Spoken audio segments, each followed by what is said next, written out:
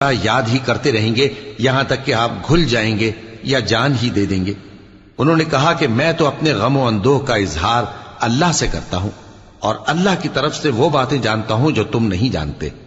اے بیٹو، یوں کرو کہ ایک دفعہ پھر جاؤ اور یوسف اور اس کے بھائی کو تلاش کرو، اور اللہ کی رحمت سے نا امید نہ ہونا کہ اللہ کی رحمت سے تو کافر لوگ ہی نا امید ہوا کرتے ہیں۔